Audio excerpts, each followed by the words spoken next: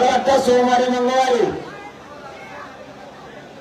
महाराष्ट्रातले सरकारने सहकार्य नाही केल्यावर पुन्हा मराठी करोडोच्या संख्येने मुंबईकडे येणार आहेत आपल्या टप्प्यानुसार. पुढे जाळपोळ दगडफेक करायची नाही. जबाबदारी सगळ्यांनी घेतली का? सरकार सहकार्य करणार नव्हतं म्हणून मराठे मुंबईला येणार होते आणि जाम पण करणार होते आणि केली पण. पुन्हा एकदा विचारता आवाज सगळ्याला येतोय का? आपलं आम्हाला उपोषण 10 वाजल्यापासून सुरू झालं. तुम्हाला मला एक महत्वाची माहिती द्यायची. आपण समाजाला न्याय मिळवून देण्यासाठी झालं हे कोणी विसरू नका. मित्र गडबड गोंधळात समाजाचा वापर करू नका.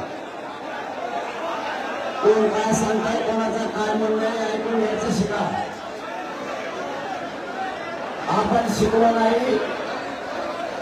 आपण लोकांच्या बुद्धीने चाललो म्हणून आपल्या समाजाचं 70 वर्ष वाटलं केलं. काही मराठ्याने विसरू नका. एकजुटीचा फायदा घेऊन समाज कसा मोठा करता येईल याच्यासाठी आपल्याला पूर्ण ताकद लावायची. आपलं ठरलं होतं मुंबईला जायचं आणि आमरण उपोषण सुद्धा आझाद मैदानावरच करायचं. त्याप्रमाणे आपण आज आझाद मैदानावर आलोय आणि आमरण उपोषण सुरू केलं.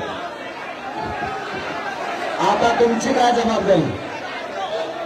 झाली मला काही दिसणार पुढे. आता तुमची काय जबाबदारी समजून घ्या. सरकार आपल्याला सहकार्य करणार नव्हतं म्हणून मराठा समाज म्हणला होता हे बोलारे आहेत वरचे भाई को घोडा.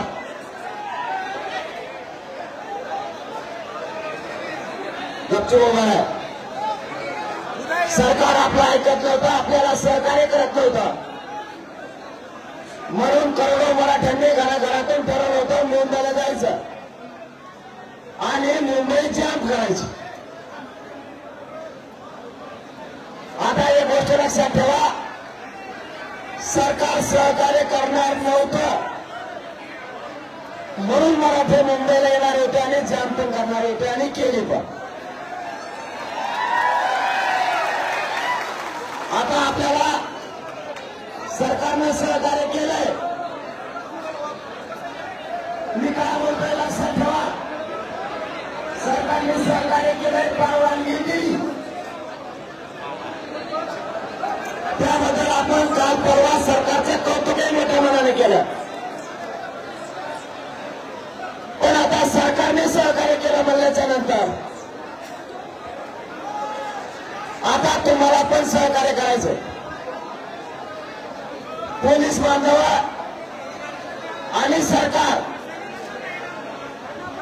जिथे पार्किंगची व्यवस्था करेल त्या ठिकाणी सगळ्यांनी स्वतःहून गाड्या नेऊन लावायच्या. मला उपोषणाला बसायचंय त्यामुळं तुमच्यावर मुंबईकर नाराज झालाय किंवा पोलीस बांधव नाराज झाला असा एकही शब्द माझ्या कानापर्यंत ऐकायला नाही आला पाहिजे. ही जबाबदारी तुमच्यावर. घेतली का जबाबदारी? परत एक सांगतो पुढे जाळपोळ दगडफेक करायची नाही. जबाबदारी सगळ्यांनी घेतली का? याच्या पुढचा तिसरा मुद्दा सांगतो. तुम्ही राजकारणी पक्षाचा कोणी पदाधिकारी असेल नीट ऐका. तो खोट्या बातम्या पसरेल.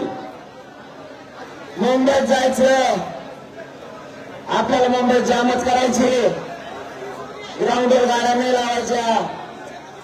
हवेवरच गाड्या लावायच्या असं सांगाल आणि त्याचा राजकीय उद्देश सार्थ करून घेईल. कोणाचाही ऐकायचं नाही.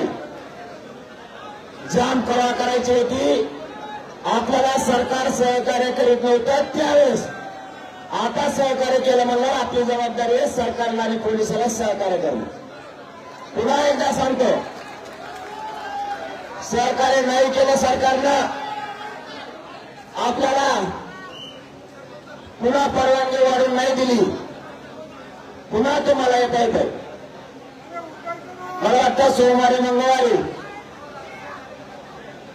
महाराष्ट्रातल्या सरकारनं सहकार्य नाही केल्यावर पुन्हा मराठी करोडोच्या संख्येने मुंबईकडे येणार आहेत आपल्या टप्प्यानुसार. त्यामुळे तुमची आजची जबाबदारी एक लक्षात ठेवा, आरक्षणाची जबाबदारी माझ्यावर. शांततेत राहून सरकारला आणि पोलिसाला सहकार्य करण्याची जबाबदारी तुमची. आता तुम्ही सगळ्यांनी एक काम केलंय, इकडे येताना तुम्ही गाड्या रोडवर सोडल्या तरी इकडे आला. इथल्या प्रत्येक माणसाला आपण आपल्या ड्रायव्हरला फोन करायचा आणि त्याला फोन करून सांगायचं आत्ताच्या आत्ता गाडी काढायची, पोलीस बांधव सांगतील त्या ग्राउंडवर नेऊन लावायचं. म्हणते कितीही लांब असू दे, एकही गाडी रोडवर आता कामा नाही.